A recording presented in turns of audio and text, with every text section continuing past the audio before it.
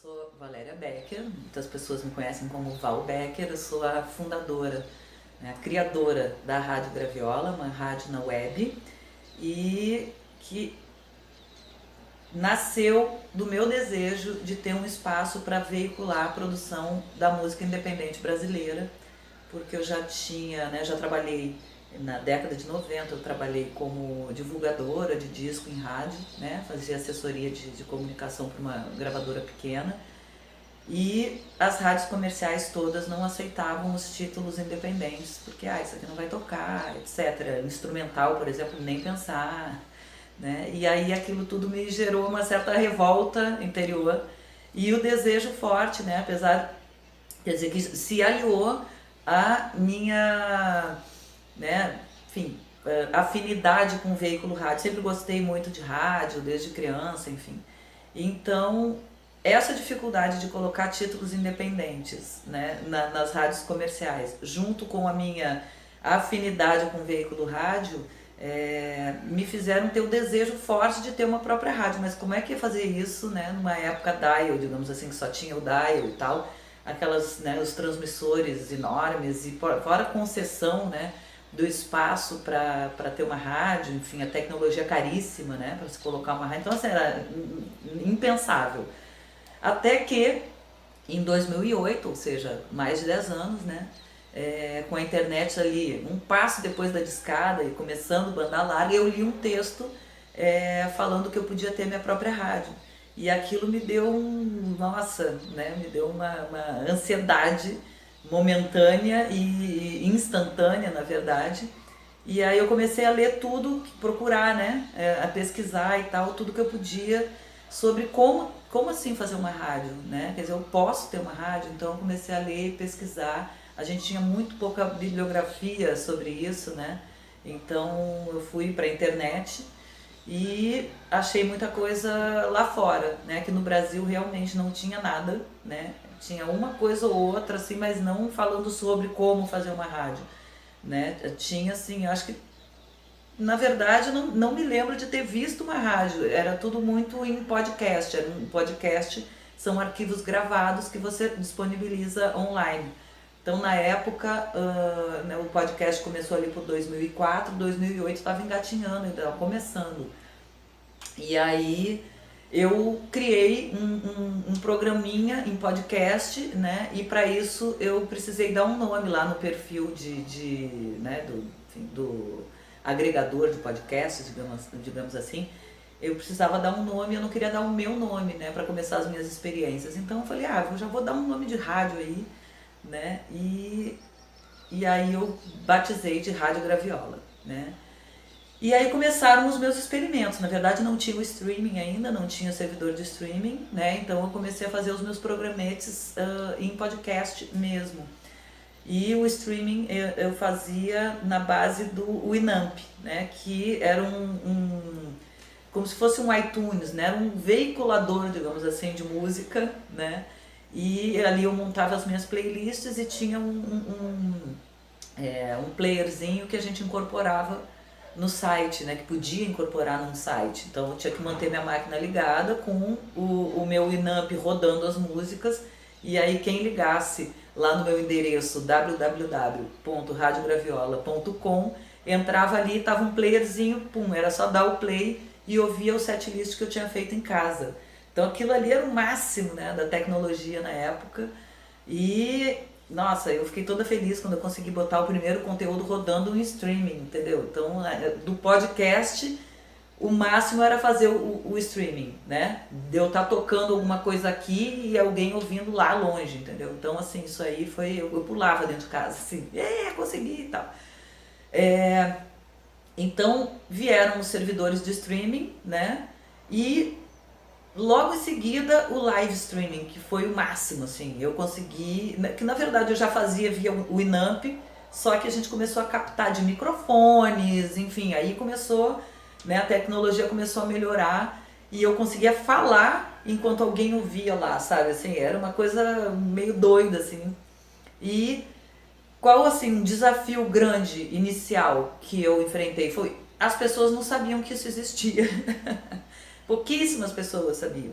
Então quando eu falava assim, eu tenho, porque eu já intitulei, eu tenho uma rádio na web. E aí eu saí espalhando isso para todo mundo. Só que as pessoas não entendiam. Hã? Sabe, o que que é isso? Como assim? Eu tenho uma rádio. Sabe, você. Qual é o númerozinho do dial? Eu falo, não, não é no dial. Entra lá na internet, bota esse endereço que eu tô te falando, que tem uma rádio rodando lá. Né? Então eu assinei com o meu primeiro servidor de streaming, caía toda hora, enfim. Nas transmissões ao vivo, assim, a gente já assumindo essa coisa muito, né, uma tentativa de profissionalização, então a gente dizia, olha, temos uma rádio na web e a gente está transmitindo esse conteúdo ao vivo e aí tinha que manter isso sem cair, né, porque tinha alguém ouvindo, tinha gente que ouvia nos Estados Unidos já, sabe, porque lá fora essa cultura já é muito mais forte do que aqui no Brasil, enfim. Então, os desafios, o principal desafio, né? Tinha o tecnológico, mas que a gente vai se adaptando ao que existe, vai tentando descobrir as novidades e tudo, tá sendo, né? Eu tô sempre lendo, tô sempre procurando, tô sempre assinando sites, né? Tipo newsletter que informam e tal, então eu tô sempre recebendo informações e querendo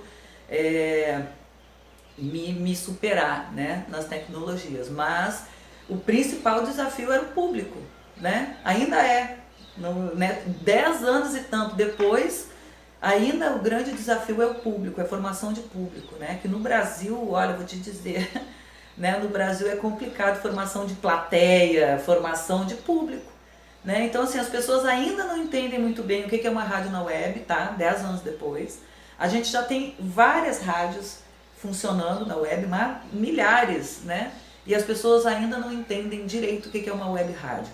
Então, no que isso acarreta? Acarreta em, por exemplo, investimento. Né? Você conseguir um investimento para uma rádio crescer, né?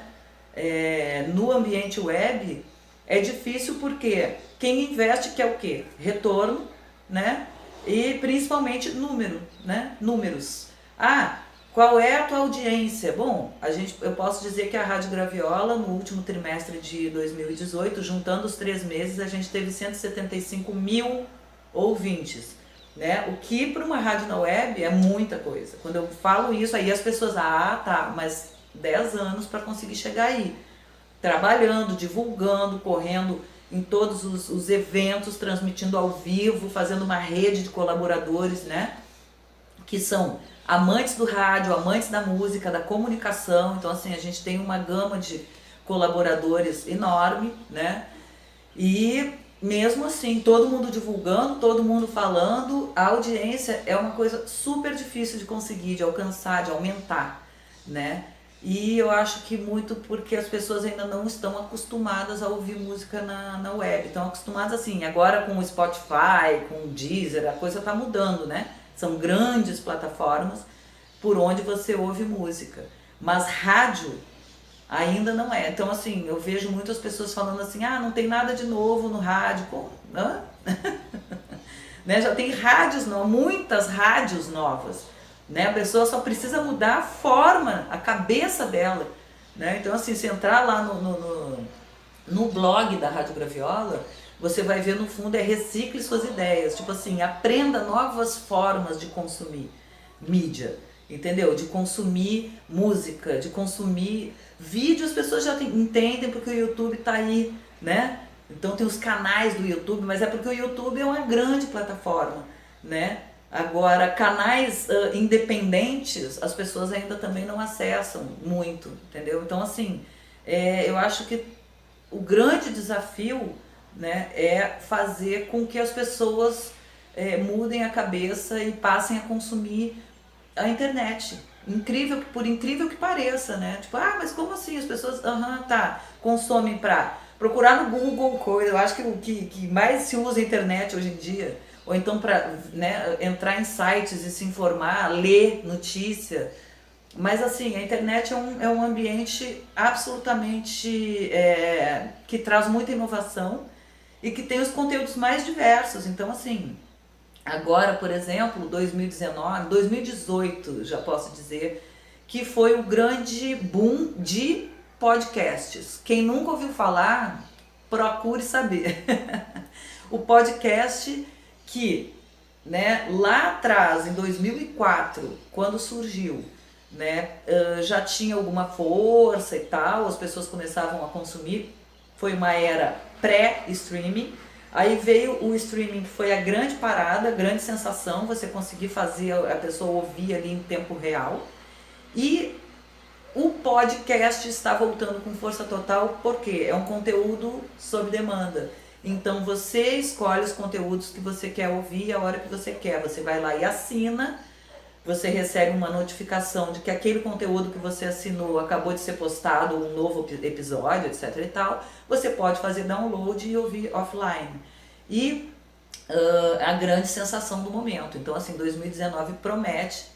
E a Rádio Graviola, né, como começou em podcast, eu brinco, né, do podcast vieste ao podcast voltarás, né, a gente está criando um ambiente todo de podcasts em que a pessoa vai poder assinar os conteúdos que mais gosta também.